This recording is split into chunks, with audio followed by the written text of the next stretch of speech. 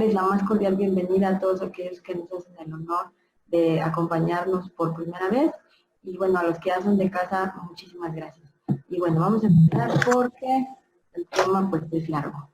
Hablar de fisiología del ejercicio, la verdad es que pues es muchísimo, es complicado en el sentido de que es muy amplio. No vamos a tocar todos los aspectos de la fisiología del ejercicio, vamos a ver como que los más relevantes, pero vamos a detenernos un poquito a hacer reflexiones en puntos específicos.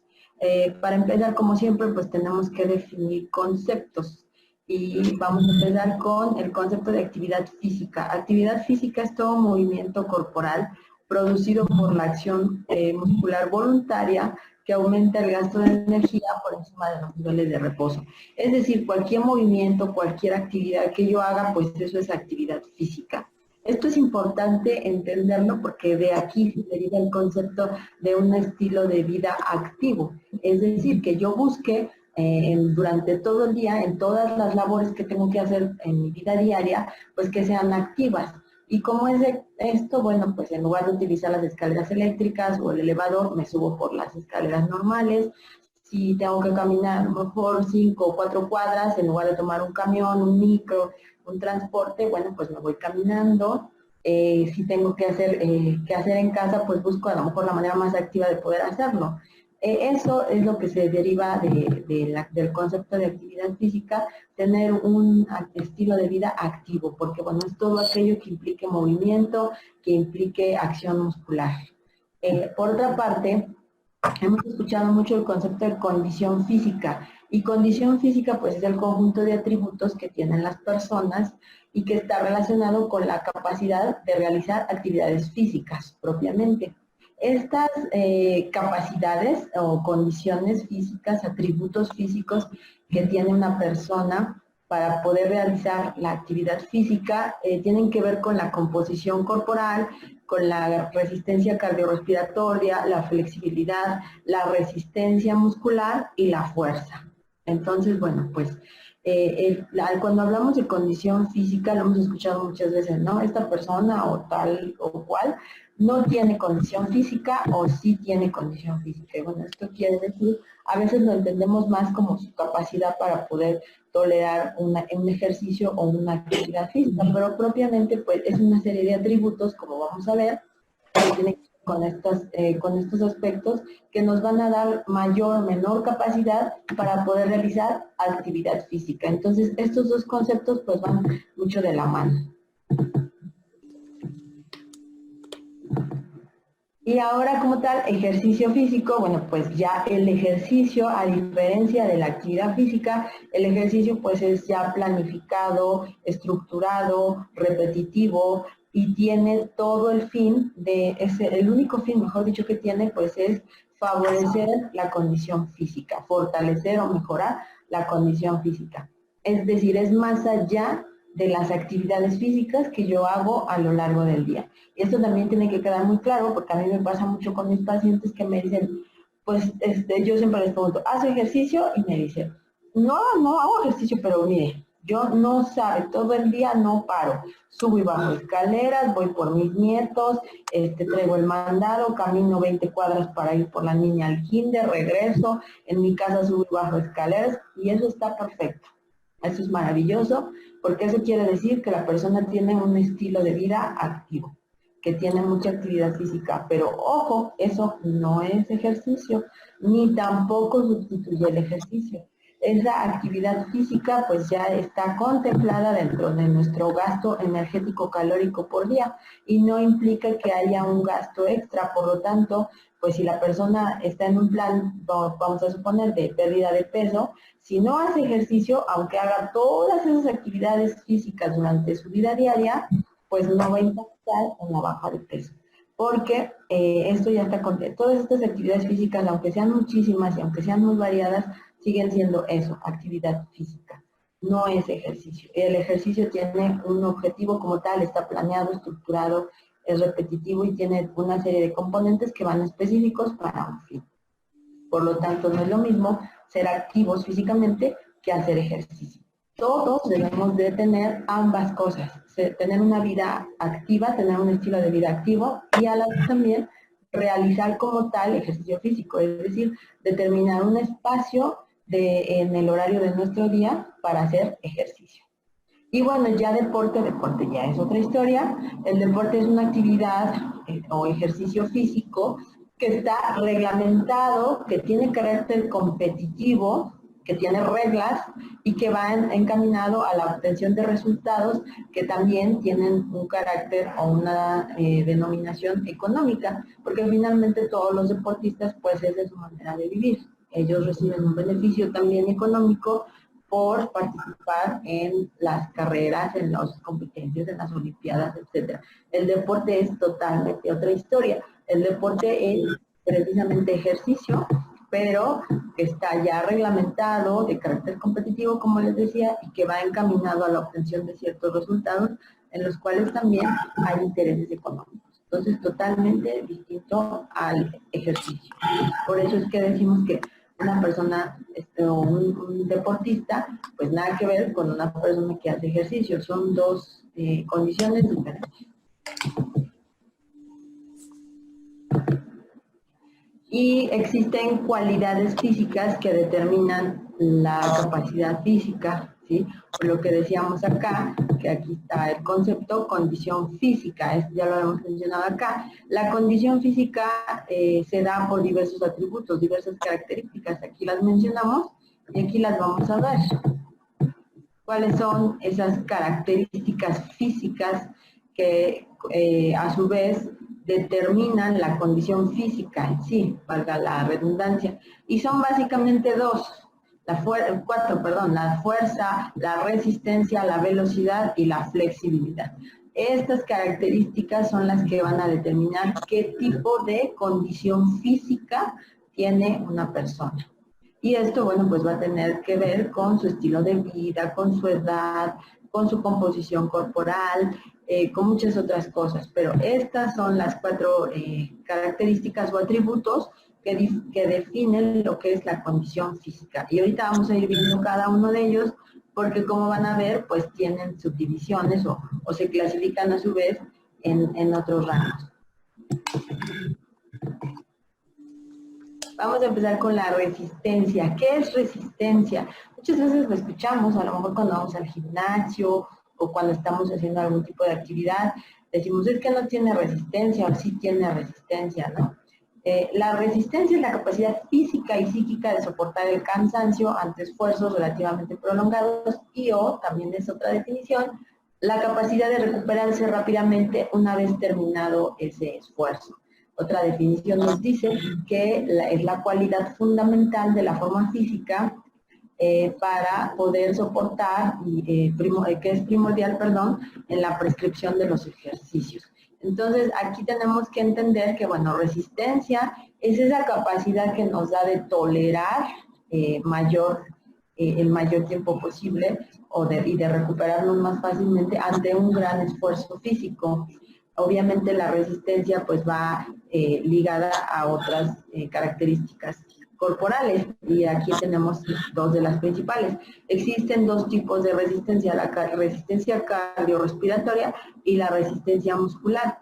Para que nosotros podamos tolerar, soportar el cansancio y el esfuerzo ante una demanda física, bueno, pues tenemos que tener estas dos características de la resistencia. Por un lado, nuestro sistema cardiorrespiratorio pues tiene que tener la suficiente capacidad para poder bombear la sangre a todos nuestros músculos, el corazón acelerar a una velocidad suficiente para suplir la demanda de oxígeno, de sangre, de nutrientes, nuestros capilares de todo nuestro cuerpo abrirse al momento de estar realizando el ejercicio para que a cada músculo de nuestro cuerpo le llegue la cantidad suficiente de oxígeno que requiere en ese momento para realizar el ejercicio. Y por otro lado, pues ya que nuestro sistema cardiorrespiratorio cumplió con esta tremenda y titánica labor, pues luego viene la resistencia muscular, en la cual, bueno, nuestros músculos tienen que soportar el esfuerzo y a la vez mantenerlo. Entonces, es una coordinación entre la parte muscular y la parte cardiorrespiratoria. Ambas forman en conjunto lo que es la resistencia. Y esta resistencia pues es la que nos permite soportar el cansancio, tolerar el esfuerzo, seguirlo haciendo cuando estamos en una rutina y a la vez recuperarnos rápido una vez que terminamos, porque les ha pasado o se ha visto que hay personas que, bueno, pues hacen ejercicio y están así como que al final de una rutina ya que no pueden, ¿no? Y necesitan a lo mejor unos 5 o 10 minutos para recuperarse. Ese tiempo, entre más prolongado sea para la recuperación, pues quiere decir que su resistencia es menor, ya sea por afección cardiorrespiratoria o por falta de entrenamiento muscular. Esto lo vemos mucho en las personas que fuman.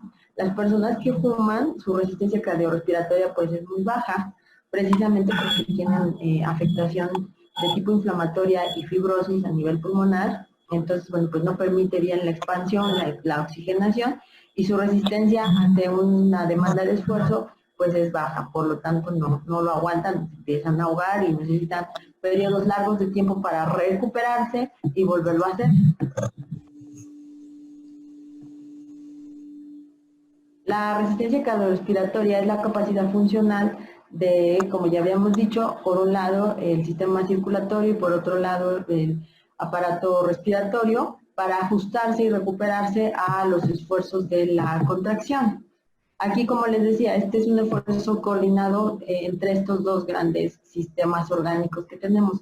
El corazón, por un lado, tiene que hacer dos esfuerzos principales cuando estamos haciendo ejercicio. Por un lado, bombear más fuerte, es decir, con más potencia el bombeo para que salga mayor cantidad de sangre, y por otro lado, más rápido. Es decir, tiene que aumentar su fuerza y su frecuencia.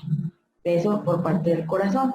Y a nivel periférico, pues todo lo que son nuestras arterias, arteriolas y capilares, que son microvasos que llegan hasta las últimas células de nuestro cuerpo, pues tienen que abrirse para poder llevar a cada rincón de nuestro cuerpo esta sangre con el oxígeno necesario para sostener el esfuerzo.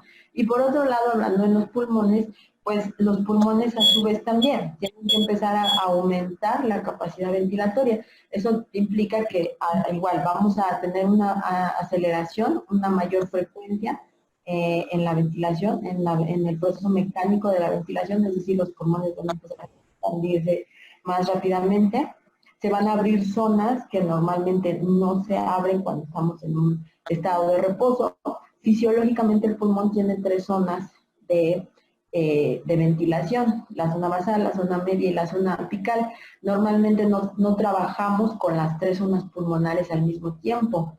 Generalmente solo está la zona apical y la zona media. Cuando hacemos ejercicio, obligamos a que los pulmones trabajen con las 3 zonas. Se abre la zona basal y entonces, bueno, hay mayor número de alvéolos trabajando para hacer el intercambio gaseoso y hay mayor permeabilidad a nivel pulmonar y entra mucho más oxígeno y obviamente sale más CO2 al mismo tiempo que le llega mucha más sangre proveniente del corazón que está bombeando más duro, ¿no?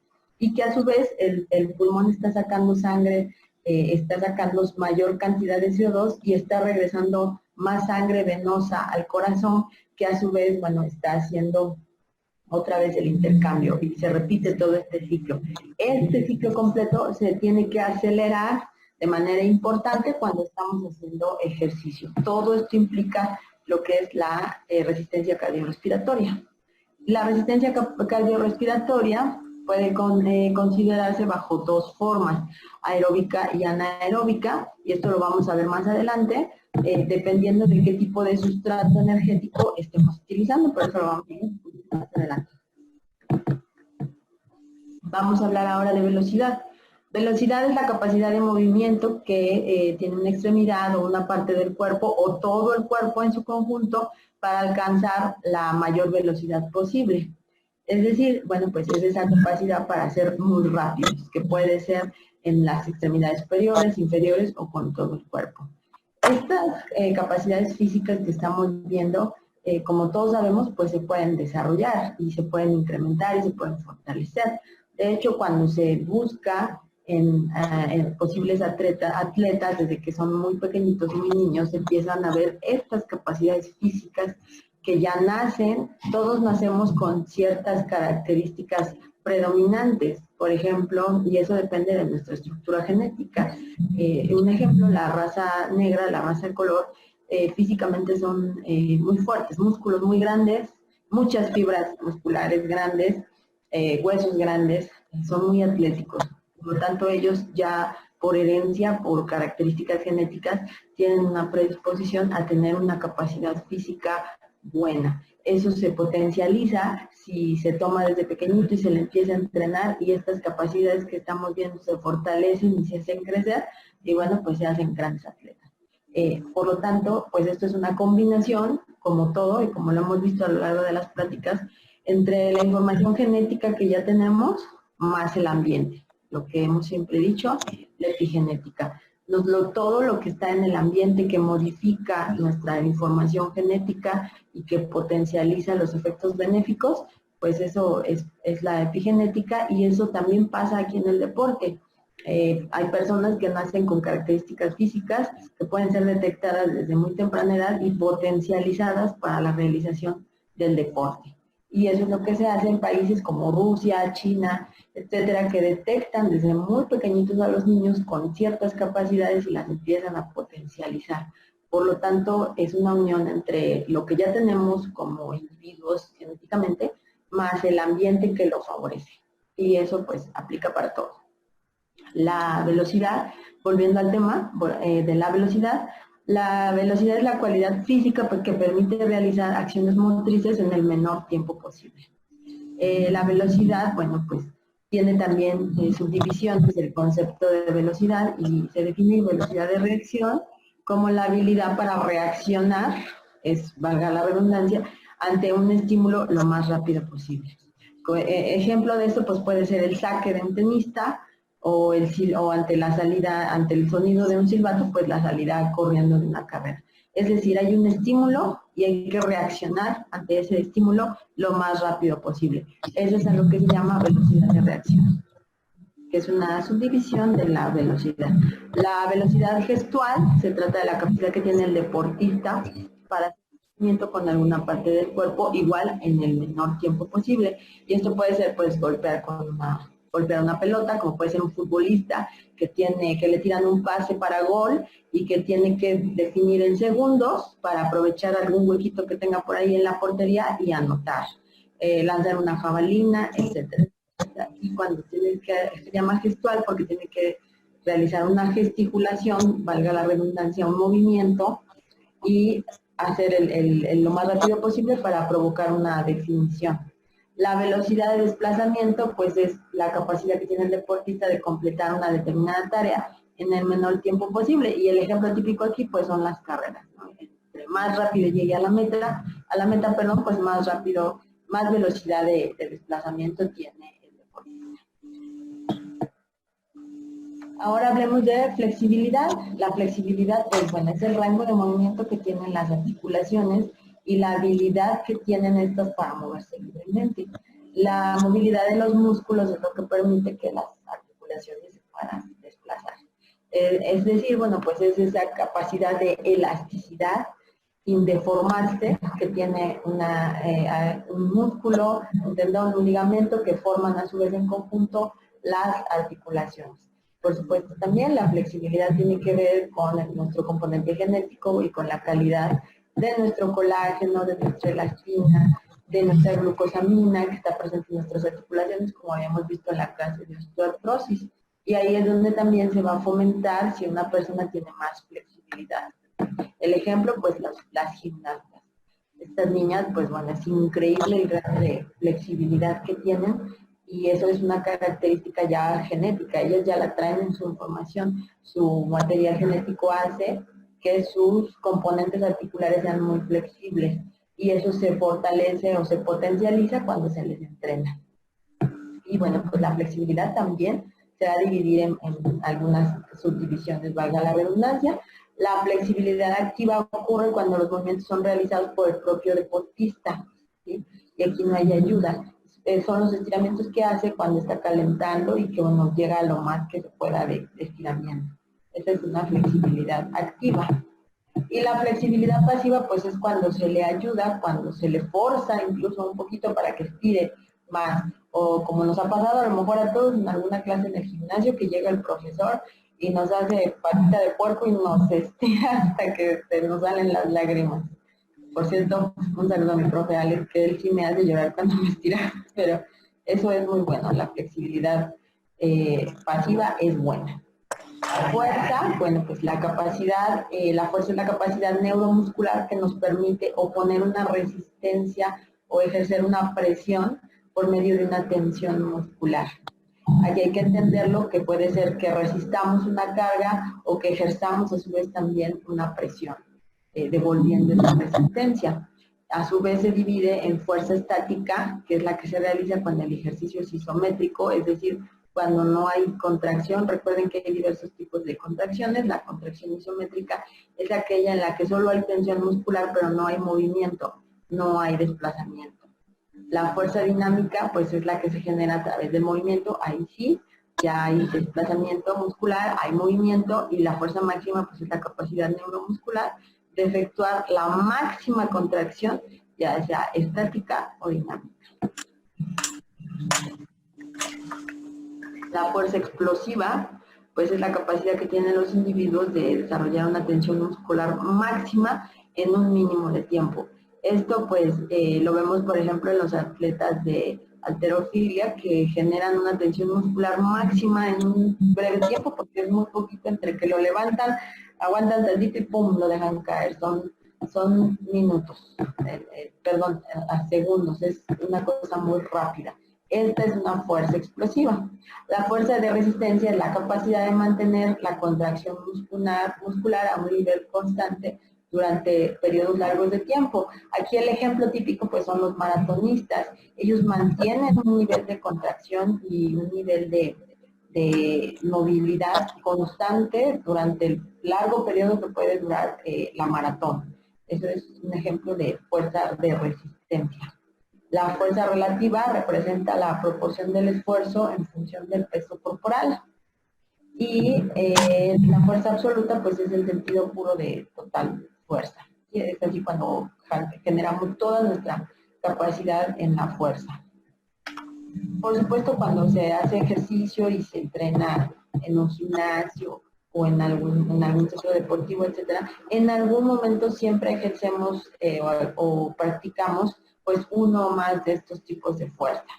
Las personas que hacemos más pesas, que a lo mejor que actividad respiratoria, bueno, pues a lo mejor fortalecemos o se fortalece un poquito más esa parte de trabajar con carga de peso. Y ahorita también lo vamos a ver. Y bueno, ¿cuáles son las indicaciones de salud? Estas indicaciones son del Colegio Americano de Actividad Física. Hay variaciones, hay bibliografía que dice que si tú realizas 8,000 pasos al día, pues entre 8,000 y 10,000 pasos al día, eres una persona sana, hablando cardiorrespiratoriamente. Hay otras que dicen que no, que son 10,000, de 10,000 en adelante, 10,000 pasos al día. Si son menos de 10,000, pues la persona se considera no saludable a nivel cardiovascular. Depende mucho la bibliografía que se consulte, pero bueno, más o menos el rango está en eso, entre los 8,000 y 10,000 pasos y más de 10,000 pasos. Por supuesto, quien haga más de 10,000 pasos al día, pues en cualquier clasificación va a ser una persona sana. Y un ejemplo para que se den una idea, que eso ya lo contamos nosotros, y les digo nosotros porque cuando yo hice la maestría en nutrición, una de nuestras labores fue precisamente contar los pasitos. Y le dimos la vuelta al Estadio Olímpico de Ciudad Universitaria, y eso fueron 10,000 pasos. Entonces, bueno, para que se den una idea, por supuesto va a depender también de la altura de la persona, del tamaño del paso, etcétera, pero es un aproximado para que se den una idea, si es más alta, más bajita, etcétera, pero vamos a dejarlo como una aprox, que dando la vuelta a todo el Estadio Olímpico de Ciudad Universitaria, son aproximadamente 10,000 pasos. Se considera que una persona es sedentaria cuando hace menos de 5,000 pasos al día. Y bueno, pues existen ahorita, ya saben que la tecnología pues está en todos lados. En los celulares hay aplicaciones que ustedes pueden descargar que se llama Podómetro, y ustedes lo pueden traer en su celular y les cuenta el número de pasos que hacen al día. Y por sí mismos venden los aparatitos, los podómetros, en las tiendas de artículos deportivos. No voy a meter gol, no voy a decirles ninguna marca, pero cualquier tipo de tienda deportiva, pues también venden el podómetro y le pueden colocar en su brazo, en la pierna, y también cuantifica el número de pasos al día. Si ustedes quieren saber qué tan saludables son, cuántos pasos realizan al día. Por supuesto, ahorita va a ser complicado porque pues ahorita todos estamos en menos cero, ¿verdad? El número de pasos, ya no podemos salir. Pero una vez que retomamos nuestras actividades normales, pues sería interesante que supiéramos cuántos pasos hacemos al día. Entre 5.000 y 499 pasos al día es una persona poco activa. De 7.500 a 10.000 pasos al día son algo activos o más activos. Y de 10.000 a 12.000 pasos al día, pues por supuesto, como ya les había dicho, son personas muy activas o con un estilo de vida altamente activo.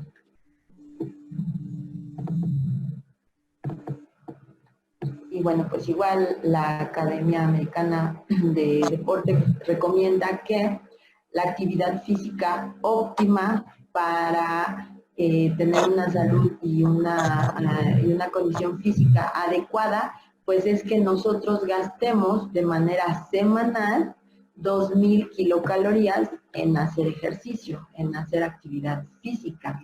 Esto, bueno, pues es importante recordarlo porque pues si no gastamos una proporción más o menos en este rango de 2.000 kilocalorías, pues vamos a empezar a ganar peso. Acuérdense que las calorías que no ocupamos, que no gastamos, pues desgraciadamente no desaparecen, no es así como que la mano divina que llegue y se las borre, la verdad es que no. Calorías que no se ocupan se almacenan y se convierten en grasita y pues en subir de peso. Por lo tanto, es importante que nos mantengamos en este rango, en gastar aproximadamente 2.000 calorías a la semana en actividad física. Cuando estamos hablando de un régimen de reducción de grasa corporal, en un régimen de control de peso, pues se recomienda que este gasto calórico sea repartido. Entonces, esto entre sesiones. Aquí tenemos un ejemplo, 300 kilocalorías en una sesión que puede ser 3 días a la semana o 200 en una sesión si fueran 4 días a la semana. Entonces, pues nosotros podemos repartir nuestras sesiones. Antes se decía que si la persona no hacía en una sola sesión toda su rutina y no era por lo menos mayor de 40 minutos o mínimo 40 minutos, pues no iba a tener impacto. Hablando de control de peso, actualmente sabemos que eso no es cierto. Sabemos que, de acuerdo a las investigaciones, que el paciente en control de peso, el paciente obeso, pues puede realizar periodos de ejercicio de 10, 15 o 20 minutos. Incluso los estudios reportan que hay beneficio hasta de 5 minutos, hasta haciendo 5 minutos. Por lo tanto, el paciente puede repartir su programa de ejercicio a lo mejor en 10, 15, 20 minutos. Yo siempre les digo, bueno, haz 20 minutos en la mañana, 20 minutos en la tarde y 20 minutos en la noche. Y así completa una hora diaria.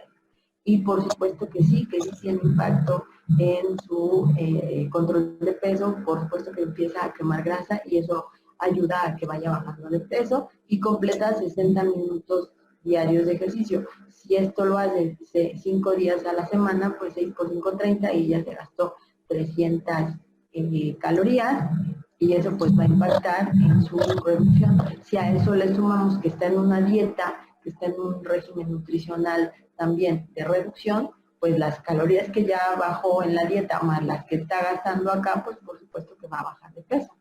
Por eso es que se ve que sí tiene impacto. Obviamente, el programa de ejercicio que realiza un paciente para control de peso es totalmente distinto a un paciente que hace entrenamiento físico. Es muy diferente, igual la dieta. Y además, bueno, como habíamos platicado en la sesión de autofagia, que es la última que tuvimos, la anterior, pues en el caso de que nosotros querramos desarrollar autofagia, pues ahí sí, la sesión de ejercicio tiene que ser de alto impacto, tiene que ser intensa para que sometamos un estrés fisiológico a nuestro cuerpo y pueda ser efectiva para generar autofagia.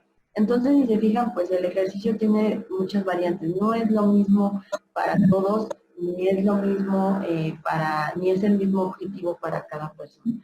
Un paciente obeso, sedentario, que a lo mejor nunca en su vida ha hecho ejercicio, pues tiene que tener un programa muy distinto, muy suave y de incremento muy progresivo, lento, para irse adaptando por un lado y para empezar a bajar de peso. Es muy distinto a una persona que es saludable, que es activa y que hace un programa de ejercicio, no para bajar de peso, sino para mantenerse saludable y a lo mejor para generar autofagia. Este programa va a ser totalmente distinto. Por lo tanto, como siempre les he dicho, pues es personalizar con cada persona, con cada paciente, porque cada paciente es distinto. Incluso en los pacientes de control de peso, pacientes con sobrepeso y obesidad, tampoco puede ser el mismo programa, porque tenemos que tener en cuenta si tiene problema articular, si tiene problema de rodilla, de cadera, etcétera. Entonces, es muy distinto el ejercicio para cada persona.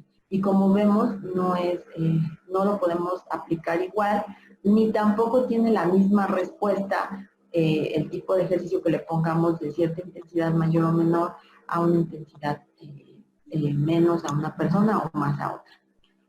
Hablando de sedentarismo, pues bueno, se define como sedentarismo la actividad física por debajo o menos de 500 kilocalorías a la semana. Es decir, que una persona pues hace tan poca actividad física que se gasta menos de 500 kilocalorías a la semana. Eso la verdad es que pues es tremendo, pero sí lo hay, sí existe. La gente muy sedentaria, personas que trabajan a lo mejor más de 8 horas al día, que están todo el tiempo sentadas frente a la computadora o en labores de oficina, sentados, y que saliendo de ahí pues se suben a su coche y se vuelven a sentar, llegan a su casa y se vuelven a sentar a ver la televisión en un sofá, o ya de plano a su cama a dormirse porque al otro día hay que volverse a parar temprano. Pues es una vida sumamente sedentaria y por supuesto que sí, pues gastan mucho menos de 500 calorías. Obviamente este sedentarismo va a tener un impacto importante en su salud y por supuesto dañino. Miren, dentro de las causas, este es un estudio que se hizo para ver así como que por qué la gente no hace ejercicio. Se han hecho muchos estudios, ustedes pueden buscar la bibliografía, la verdad es que es muy amplia la información que se ha hecho para investigar por qué la gente no hace ejercicio o por qué hay tanto sedentarismo. Aquí en México el sedentarismo es bastante alto. La última vez que yo lo chequé, estaba entre un 17 y un 20% de la población que hace ejercicio. Es decir, tenemos un 80% más de nuestra población que no hace ningún tipo de ejercicio más que su rutina diaria. Y aún así esa rutina diaria a veces es muy sedentaria. Entonces, bueno, pues es difícil a veces combatir el sedentarismo a nosotros o como médicos, o yo que trabajo con la gente de control de peso, sí es la parte a veces que me cuesta más trabajo que se activen y hay muchas razones. En este estudio pues nos dicen que por qué muchas personas empezaron a hacer ejercicio y después lo dejaron. Pues unos porque empezaron a trabajar, esto lo vemos con gente joven que estaba a lo mejor como dicen, ¿no? De mini y de repente entra a trabajar, pues ya, si no hacía, pues ahora menos. El inicio de estudios, casarse, no sé por qué, pero casarse como que es malo en ese sentido, porque las personas se casan y dejan de hacer completamente ejercicio y bueno, pues surge lo que comúnmente se conoce como la curva de la felicidad, ¿no? Y en ambos, no solamente en el hombre, también la mujer tiende a subir mucho de peso una vez que se casa. No sabemos por qué, pero eso es muy común. Casarse es un factor que favorece el sedentarismo. Casarse y seguir casado, por supuesto. Generalmente cuando una persona se divorcia se ha visto que es un motivante para empezar a tener mayor actividad y es cuando empieza, quizás la depresión se ha visto que genera que la persona quiera refugiarse o centrarse en hacer ejercicio y eso lo activa. La falta de tiempo, que eso es típico, que bueno, ahorita ya todos hemos tenido tiempo, ojalá que muchos estén haciendo ejercicio en su casa, ahorita que sí hay tiempo. Decir que el ejercicio es aburrido, Esto tiene que ver también pues con conceptos previamente adquiridos y a lo mejor cuestiones que no se han despejado y que tenemos mal ahí, que no le hemos aclarado a nuestros pacientes. El estado de salud, por supuesto, si la persona está enferma va a ser difícil que pueda realizar ejercicio, y pues la falta de instalaciones adecuadas. Muchas veces es difícil ir a un gimnasio, a un deportivo, a un centro de natación, y pues no hay donde realizarlo. Y pasando ya a la parte de la medición a nivel de fisiológica, pues vamos a hablar de METs. METs es un MET o METs es la cantidad de oxígeno necesaria para el mantenimiento durante un minuto de las funciones metabólicas del organismo con el individuo totalmente en reposo. Aquí no hay ejercicio.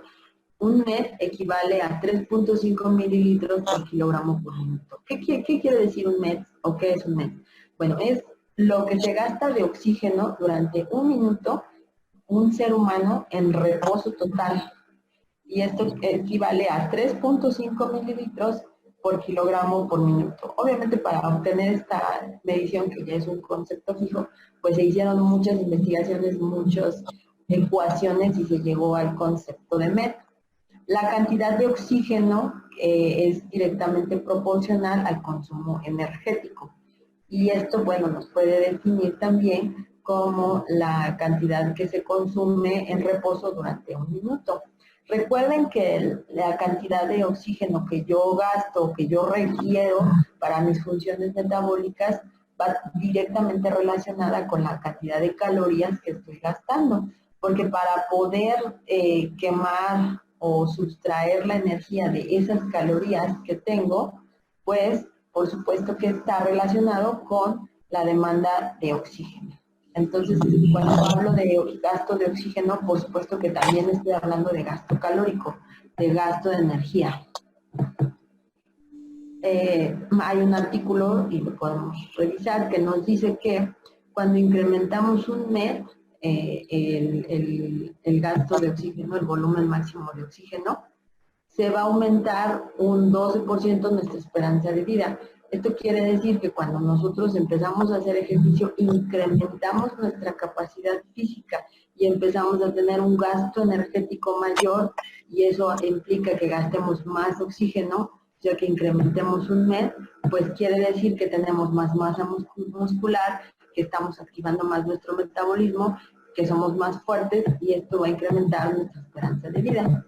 Recuerden que también es un parámetro de salud y un parámetro de mortalidad la cantidad de masa muscular que tenemos. A menor masa muscular, más fácil nos enfermamos y más fácil morimos. Por eso es que en el adulto mayor nos preocupa que pierda masa muscular, porque sabemos que a mayor pérdida de masa muscular, pues también está disminuyendo su expectativa de vida, está incrementando su morbilidad, su riesgo de enfermedad y su mortalidad.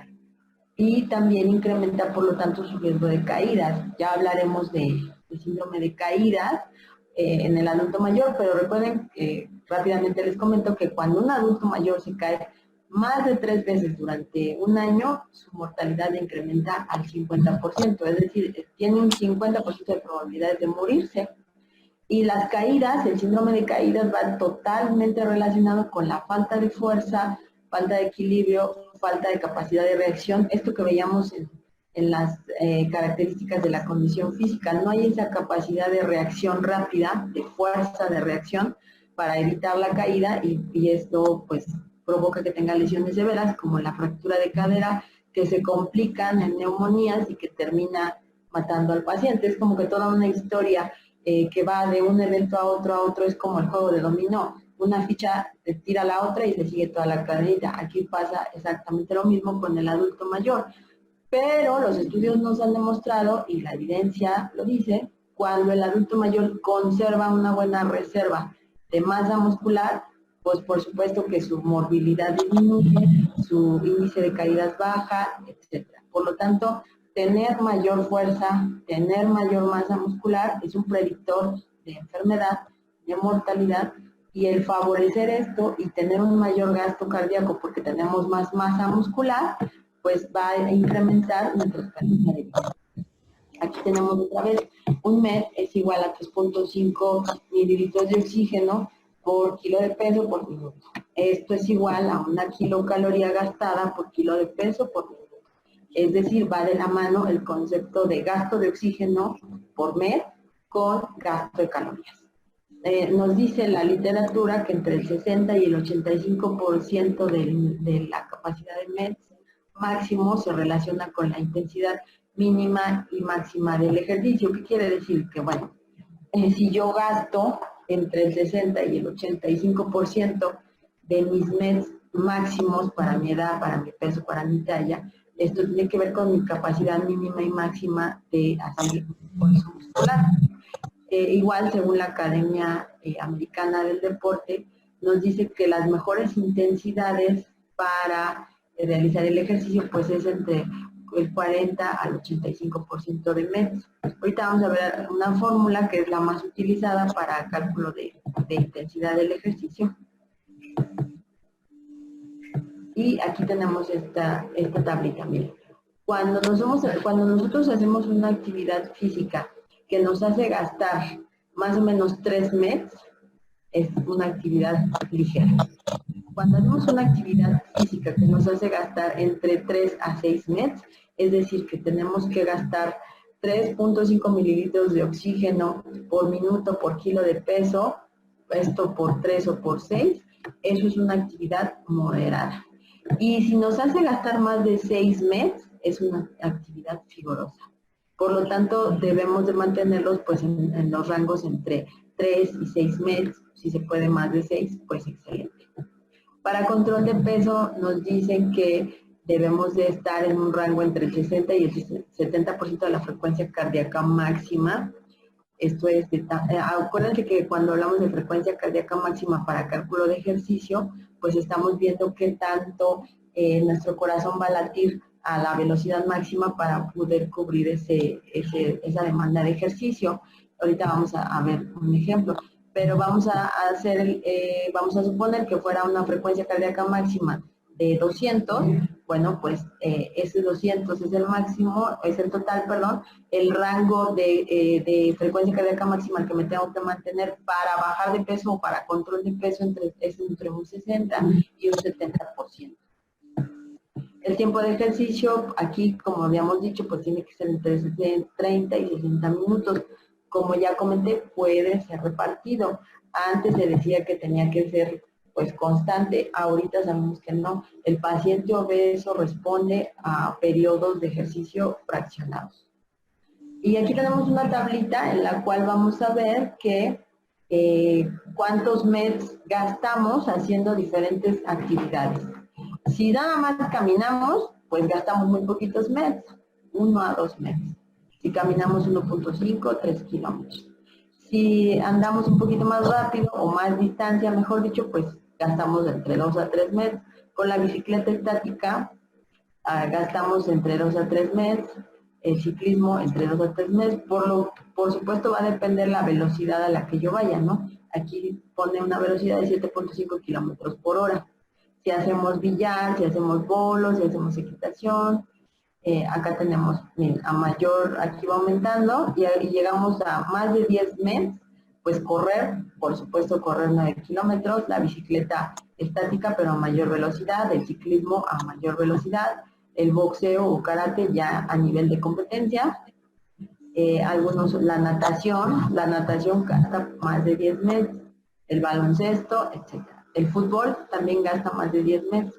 Por lo tanto, nosotros nos podemos hacer una idea de cuántos MEDs estamos gastando dependiendo de la actividad física que estemos realizando. Estas tablitas, la verdad es que hay muchísimas, ustedes las pueden consultar en el Google para cualquier actividad física, para barrer, para trapear, para limpiar, para todo. Están las tablitas y ustedes pueden ver, hasta para ver televisión, que creo que gasta 2 MEDs cuando estamos viendo televisión, por supuesto, prácticamente nada.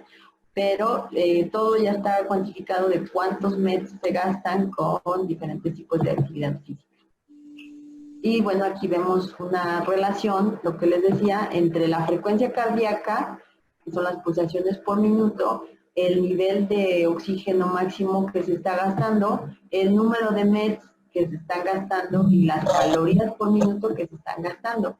Entonces, vean bien, si nuestra frecuencia cardíaca cardiorrespiratoria llega a 134 por minuto, pulsaciones por minuto, vamos a estar gastando 21.9 mililitros de oxígeno por kilo por minuto. Esto va a equivaler, este gasto de oxígeno va a equivaler a 6.2 MEDs, y esto a su vez también es igual a gastar 7.5 kilocalorías por minuto. Y así nos vamos hasta llegar acá, miren, una frecuencia ya fuerte de 169 pulsaciones por minuto. Nos va a dar una traducción, esto es lo mismo que vamos a estar gastando 40.2 mililitros de oxígeno por kilo de peso por minuto. Esto va a equivaler a 11.4 MEDs, y a su vez va a significar que gastamos 13.9 kilocalorías por minuto. Por lo tanto, fíjense, si hacemos una actividad física que nos está demandando llegar a esta frecuencia cardíaca máxima, fíjense todo el gasto energético que estamos teniendo. Por un lado, pues estamos consumiendo una cantidad alta de oxígeno, llegamos a consumir más de 10 MEDs y quemamos 13.9 calorías, pero por minuto. Si esto lo sostenemos una hora, 30 minutos, 40 minutos, pues va a ser una quema importante de calorías. Vamos a ver ahora, ya me atrasé, vamos como a la mitad, ya son las 8, pero vamos a llevarlo a terminar esto para que no se nos haga tan rápido, nos vamos a ir un poquito más acelerado. Vamos a ver la estructura del músculo. El músculo tiene una estructura específica, aquí lo vemos, las subdivisiones que tiene. El epimicio, que es la capa más periférica de tejido conjuntivo. Después viene el perimicio, que es la que cubre las fibras, y luego ya viene el endomicio al final de la fibra muscular como tal. Si hiciéramos una disección, esto es lo que veríamos, y esta es como tal ya la parte final, la fibra muscular tal cual. Las fibras musculares tienen diferentes características, tienen diferentes zonas que son las que se estructuran para dar la contracción muscular. Y si tomáramos una fibra y la viéramos al microscopio como se ve, pues tiene partes de color un poquito más oscuras y otras un poquito más claras. Esto es lo que, este es como que un esquema que se hace dependiendo de cuando lo vemos en el microscopio. Este es un esquema que se ha hecho a semejanza de lo que se ve en un microscopio. Entonces tenemos la sarcómera, que es toda esta, la banda I, que tiene 2, la banda Z, la línea M, la zona H y la banda A. Estas zonas son subdivisiones de la fibra muscular que se han esquematizado de esta manera para poder entender cómo va la fisiología muscular de la contracción. Obviamente en el microscopio pues no se ven las letras, ¿verdad? La Z, la M, la A, ¿no? Simplemente vemos estas diferencias de tono y estas líneas, pero al estudiar la fisiología se ha visto que van así.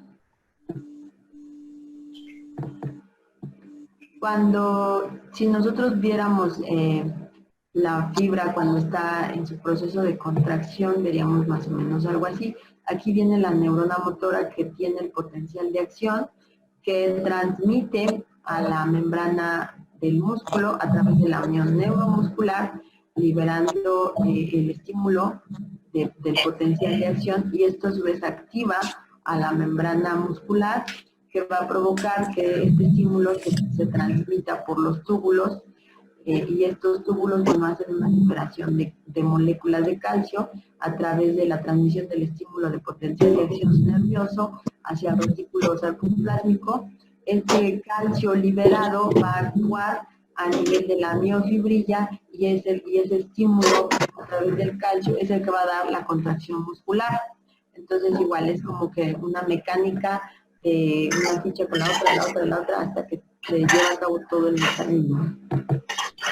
Aquí lo vemos un poquito más, no solo con la liberación de calcio, sino también con la liberación de ATP. Recuerden que el ATP pues, es nuestra moneda energética, es lo que nos va a dar la fuerza para las contracciones. Entonces, bueno, llega el ATP, aquí no vemos el calcio en este esquema, pero también hay una liberación de calcio, y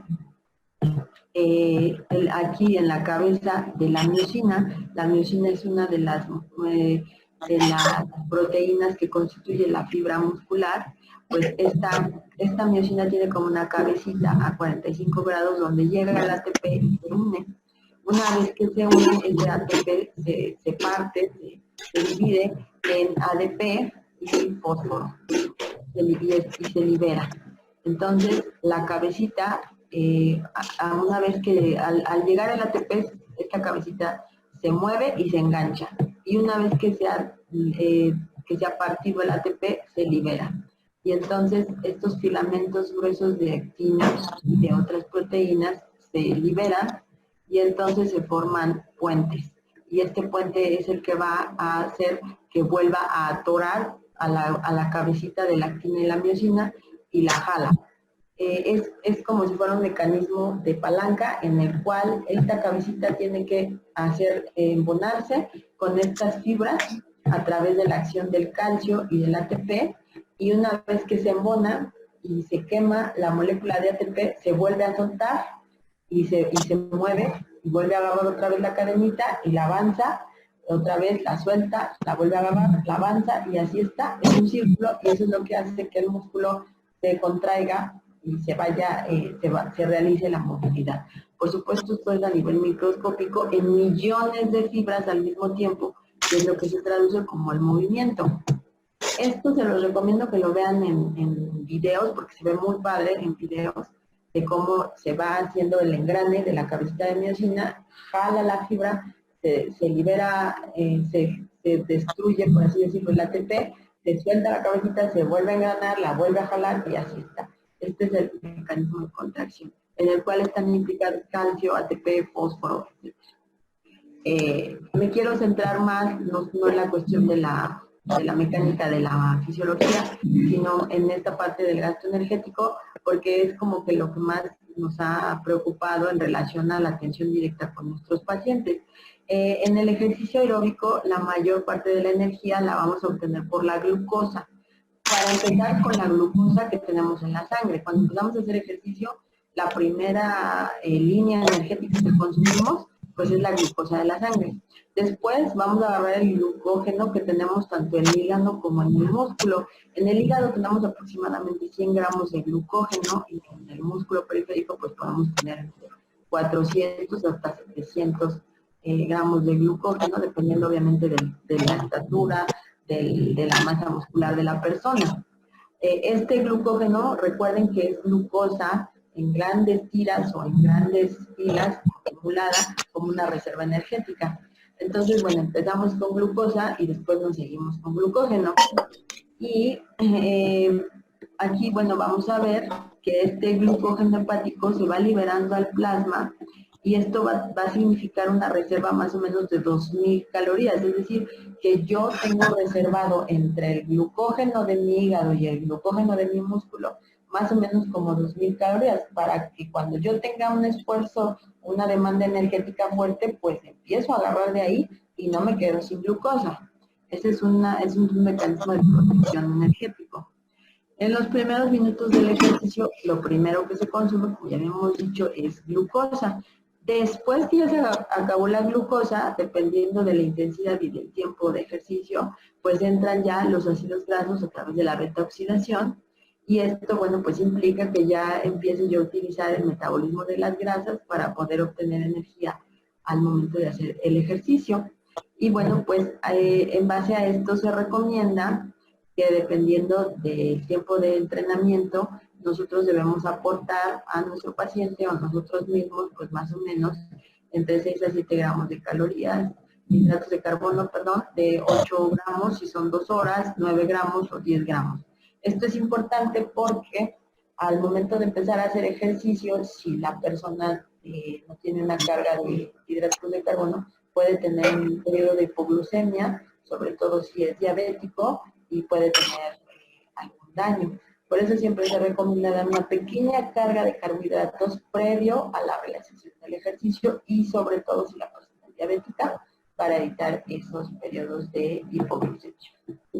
Sabemos que una vez dando esa carga, esa pequeña carga de carbohidratos, el metabolismo va a empezar a activarse y después ya, bueno, va a tomar el glucógeno tanto del hígado como del músculo y se va a sostener y no va a caer en hipoglucemia. Pero si no damos ese pequeño aporte inicial, sobre todo si el paciente es diabético, sí puede tener un evento de hipoglucemia. El metabolismo puede ser aeróbico o anaeróbico cuando estamos haciendo ejercicio. ¿De qué va a depender? Pues sobre todo del tiempo y de la intensidad, porque cuando se acaban las vías aeróbicas o ya no tenemos sustrato, empiezan a entrar las vías anaeróbicas a través principalmente del ciclo de Cori, que ahorita lo vamos a ver, y que es el que sostiene la carga energética para poder seguir haciendo ejercicio. Y bueno, pues ambos están en relación, como ya hemos dicho, entre la intensidad y la duración. Este metabolismo mixto pues se mantiene durante todo el tiempo que estamos haciendo el ejercicio. Ustedes recordarán que existen transportadores de glucosa en todo el organismo que son diferentes para cada zona. A nivel muscular, el transportador de glucosa es el GLUT4. Y bueno, pues se activa o surgen más transportadores de glucosa cuando tenemos insulina, cuando hay liberación de insulina y cuando hay liberación de calcio. El entrenamiento también, sobre todo el entrenamiento de resistencia, aumenta la presencia de transportadores GLUT4 en el músculo. Por eso se dice que, bueno, cuando hacemos entrenamiento de fuerza o de resistencia, estamos también favoreciendo disminuir la resistencia periférica a la insulina, favorecer la mejora de los niveles de glicemia periféricos. ¿Por qué? Porque hay más GLUT4, por supuesto se capta más insulina, se capta más glucosa y eso hace que baje los niveles elevados de glicemia, sobre todo en el paciente diabético. Por eso es importante que el diabético haga ejercicio y sí debe de hacer un poquito de ejercicio de resistencia, debe de ser un programa combinado, pero sí tiene que hacer ejercicio de resistencia por este motivo, porque tiene que aumentar sus números de receptores GLUT4 en el músculo. La máxima oxidación de grasa, bueno, miren, este texto lo sustraje o se los quiero compartir de un artículo muy interesante en el cual estuvieron haciendo pruebas y análisis a personas deportistas que hacen ejercicio, no atletas, personas que regularmente hacen ejercicio, y que se ha visto, pues, y querían determinar en qué momento o bajo qué intensidades o bajo qué consumos de oxígeno gastan un poco más de grasa o gastan más calorías. Y una de las conclusiones de este estudio nos dice que la máxima oxidación de grasa se encuentra más o menos cuando gastamos aproximadamente el 50% de nuestro nivel de oxígeno en los hombres y el 58% en las mujeres. Por lo tanto, si nos ejercitamos a una intensidad entre un 30 y al 70%, la cantidad que se utiliza de grasa es muy similar a la cantidad de glucosa que se utiliza. Esto quiere decir que, bueno, antes también se pensaba que entre más intenso fuera el ejercicio, pues más cantidad de grasa se iba a gastar, y esto pues no es totalmente cierto. Va a variar mucho si eres hombre, si eres mujer, y va a también variar pues en la intensidad del ejercicio. Por lo tanto, se sugiere que para la quema de grasa pues se mantenga en un rango entre el 30 y 50% de intensidad, calculándolo con la frecuencia cardíaca máxima, porque si se rebasa más, pues no se va a quemar más grasa, sino lo que vamos a estar gastando pues es glucógeno. Por supuesto, todos los días se publican, si ustedes entran a la red, todos los días se publican artículos relacionados con el ejercicio y se descubren cada vez más cosas. Pero las sugerencias ahorita pues serían esa. A lo mejor mañana surge un artículo que dice, no es cierto, encontramos otra cosa y ahora hay que entrenar al 100%, ¿no? Para quemar grasa. Pero eso va muy de la mano con la investigación. pero los últimos estudios nos dicen que, bueno, mantenernos entre un 50 y un, perdón, entre un 30 y un 50% de la intensidad va a generar que se queme un poco más de grasa en lugar de glucógeno o glucosa. Que en el caso, sobre todo, de los pacientes con control de peso, pues es lo que queremos, que quemen grasa. Si el paciente o nosotros queremos hacer el ejercicio no encaminado totalmente a la quema de grasa, sino a mantener fuerza muscular, etcétera, pues podemos jugar un poquito más con las intensidades y mantenerlas en otro rango. La prescripción médica del ejercicio, pues es precisamente eso, una prescripción. No es correcto que nosotros como médicos le digamos a la persona, pues haga ejercicio. ¿Y qué significa hacer ejercicio? ¿Cuál es la traducción de vaya y haga ejercicio? Esa es una prescripción, una indicación errónea. El ejercicio se tiene que prescribir como si fuera una receta. Tiene que tener, y por supuesto debe de ser personalizado, tiene que tener pues el tipo de ejercicio que vaya de acuerdo a lo que le gusta al paciente. No es lo que nos guste a nosotros, es lo que le guste a él. Entonces tiene que ser el tipo de ejercicio que le guste al paciente, a la intensidad correcta, en la frecuencia correcta para el paciente, con el número de repeticiones correctos, el tiempo que va a hacer por día, en los días de la semana, etc. Y esto pues es personalizado para cada quien. Tenemos que hacer un análisis muy detallado de nuestro paciente para poder hacer la prescripción del ejercicio.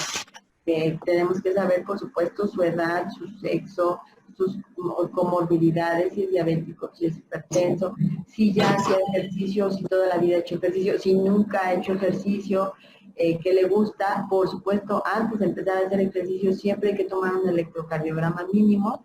Lo ideal es hacer una prueba de esfuerzo, pero si no podemos hacer prueba de esfuerzo porque son caras, pues por lo menos un electro siempre, siempre, siempre antes de empezar a hacer ejercicio, sus exámenes de laboratorio. Y bueno, una vez que ya tenemos todo este panorama, podemos empezar a, bueno, vamos a hacer un programa de ejercicio, pues para diabético, para hipertenso, para renal. Vamos a hacer un programa de ejercicio de inicio para principiante, para paciente ya adaptado al ejercicio, para paciente de alta resistencia al ejercicio, etc. Entonces, cada programa pues es diferente y por supuesto siempre al inicio siempre es de menos a más.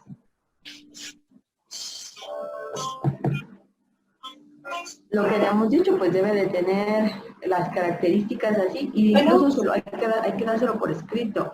Tenemos que darle una hojita donde le digamos cómo lo va a hacer, porque a veces nada más le ponemos si se sienta y dobla las piernas, pero ¿cómo? Tiene que explicarse cómo se va a hacer el programa de ejercicio. Lo que ya habíamos dicho, miren, intensidad, duración, frecuencia, el ritmo de progresión, el número de repeticiones, etc. Y aquí está el ciclo de Cori que yo les comentaba. El ciclo de Cori, pues, es una vía metabólica principalmente del músculo y el hígado. Tenemos, cuando empezamos a hacer ejercicio, pues se libera glucosa. Esta glucosa sale a la sangre y por supuesto pues llega al músculo. Y una vez que está en el músculo, pues este músculo hace el proceso de glucólisis y genera ácido láctico. El ácido láctico regresa a la sangre y la sangre lo vuelve a llevar al hígado y ahí el hígado se encarga de metabolizarlo a través de un proceso que se llama gluconeogénesis y vuelve a formar glucosa. Este ciclo se repite constantemente, sobre todo bajo situaciones anaeróbicas, es decir, cuando el esfuerzo ya es muy intenso y la demanda de oxígeno es mayor, entonces, bueno, y tiene que haber glucosa disponible, este ciclo se perpetúa para poder sostener el ejercicio. Cuando se acumula demasiado ácido láctico, pues es ahí donde viene el famoso dolor en los músculos, que decimos que amanecemos como perro atropellado, porque todo nos duele cuando hicimos mucho ejercicio, porque hay un acúmulo de ácido láctico en los músculos, y esto, bueno, tiene que ver con el ciclo de Cori. Este es el ciclo de Cori.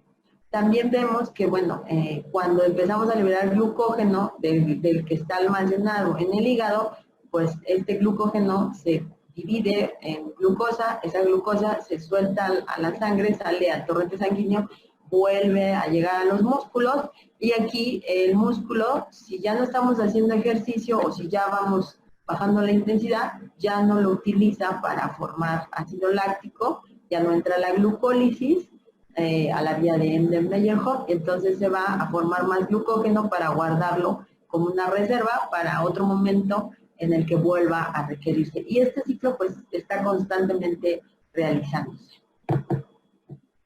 Cuando hablamos de lípidos, esa es la parte de glucosa. Ahora, hablando de lípidos, ¿qué pasa? Bueno, pues está el tejido adiposo, que es el que tiene gran cantidad de ácidos grasos almacenados.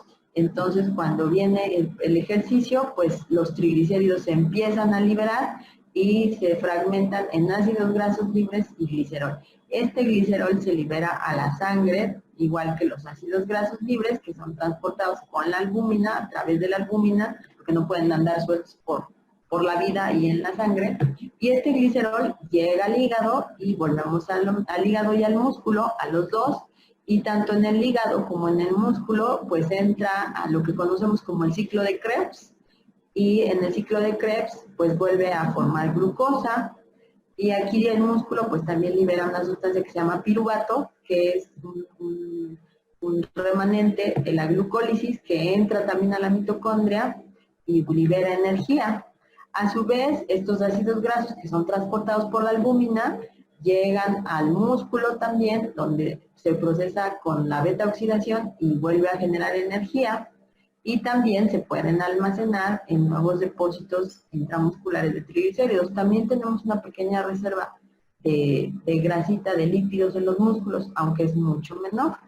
Y esto es el mecanismo de metabolismo de lípidos en el ejercicio, que va junto con el metabolismo de la glucosa a través del ciclo de Cori. Estas dos vías metabólicas son las que están actuando cuando hacemos ejercicio, y que a veces predomina más una y a veces predomina más la otra, pero están en conjunto, es mixto, están unidos y están interactuando juntos cuando estamos haciendo ejercicio para sostener el sustrato energético y que se pueda seguir haciendo la actividad física. A veces hay más ciclo de Cori con glucosa, a veces hay más ácidos grasos, dependiendo, como ya habíamos dicho en el artículo anterior, recordando el artículo anterior, depende de la intensidad, del tiempo, de si es hombre, si es mujer. Eso es lo que va a determinar una serie de características, incluso también del clima, que no es lo mismo hacer el ejercicio a nivel del mar, que es otra presión, otra altura, otra temperatura, a hacerlo aquí en la Ciudad de México, a lo mejor en diciembre, cuando esté haciendo frío. Todos esos factores van a influir en que se utilice una vía o la otra. Por eso es que a veces es difícil como que decir, ¿estamos en esta vía exactamente o estamos en esta vía? La intensidad, hablando de la intensidad, que era lo que mencionábamos ahorita, se define como el grado de esfuerzo que exige un ejercicio y es igual a la potencia necesaria para realizarlo. La frecuencia cardíaca máxima la frecuencia cardíaca y el volumen o consumo de oxígeno son los dos principales indicadores de la intensidad del ejercicio. Es decir, un ejercicio determina qué tan intenso es a partir de cuánto tiene que acelerar su frecuencia cardíaca y de cuánto oxígeno va a gastar. Y eso ya lo vimos hace unos momentos en relación a que entre más oxígeno yo esté gastando, estoy gastando más calorías, estoy quemando más METs y estoy acelerando más mi frecuencia cardíaca.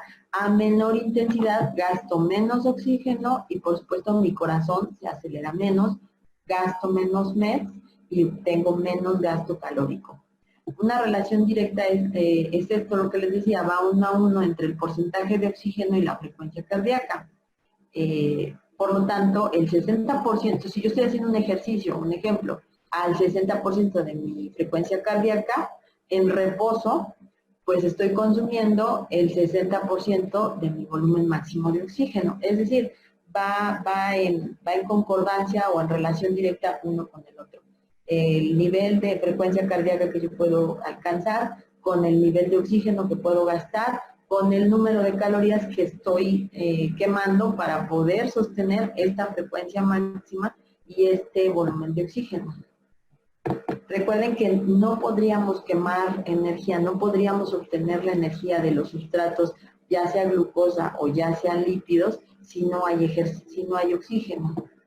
El control de la frecuencia cardíaca, pues precisamente es por eso que es el mejor o el más popular parámetro que se utiliza para controlar la intensidad del ejercicio, porque pues es directamente lo que nos está diciendo qué tan intenso es.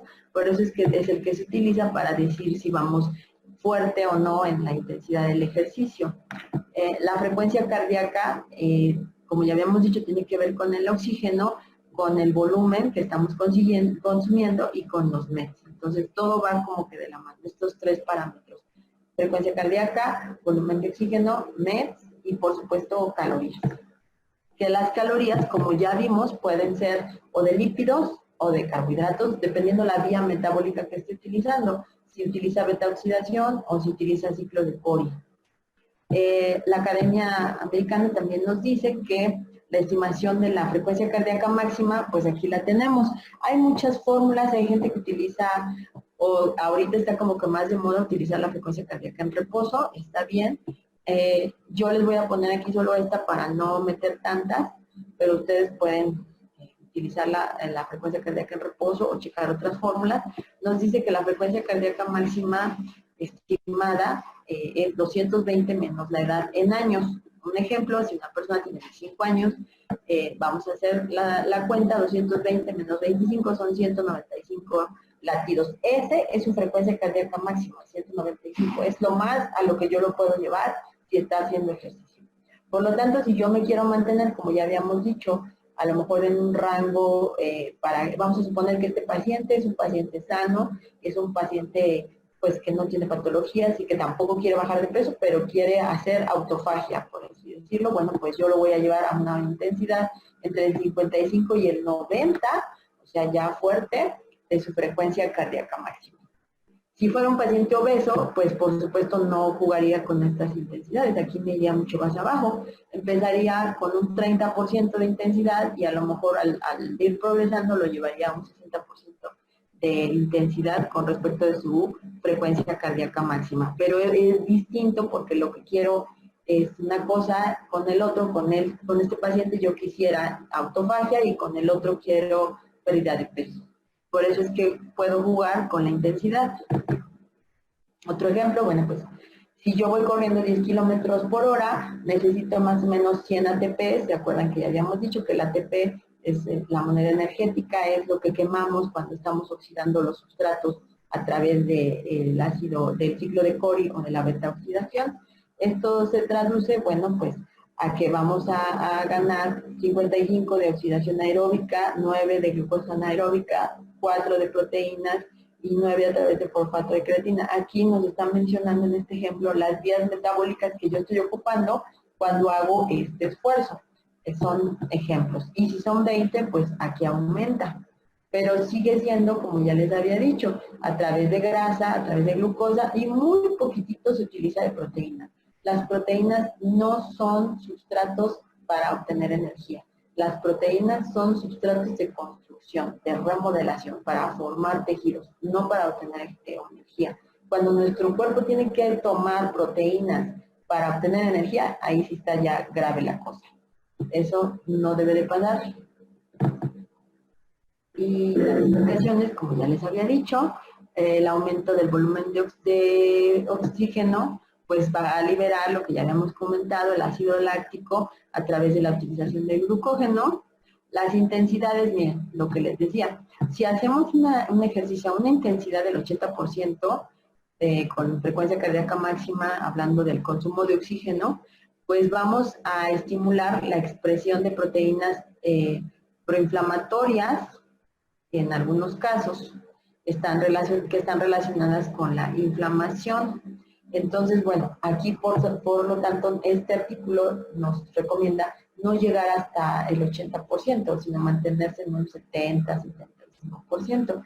Aunque hay otros artículos que mencionan que si tú rebasas del 80 al 85%, pues sí puedes generar un poco de respuesta inflamatoria, pero también esta misma respuesta inflamatoria va a activar mecanismos, obviamente antiinflamatorios, mecanismos antienvejecimiento en base a esta respuesta inflamatoria, mecanismos de oxidorreducción para compensar el estrés oxidativo, y entonces va a haber una respuesta favorable a este estrés. Por lo tanto, como les decía, depende mucho del nivel de intensidad y depende también de la bibliografía que consultemos. Hay bibliografías que recomiendan que sí se puede llegar hasta un 85-90%. Hay otras que dicen que no, que se mantenga hasta el 75%, máximo el 80% o no llegar al 80%. Pero bueno, depende mucho. Esto todavía está en investigación. La verdad es que el ejercicio es uno de los temas más investigados y entre más se le investiga, pues más surgen cosas nuevas. Los beneficios, bueno, aquí nada más una pequeña lista, pero como ya les había dicho, el ejercicio tiene más de 2.000, 5.000 beneficios que se les encuentran todos los días se publican una cantidad impresionante de artículos de investigación relacionados con el ejercicio. Y bueno, pues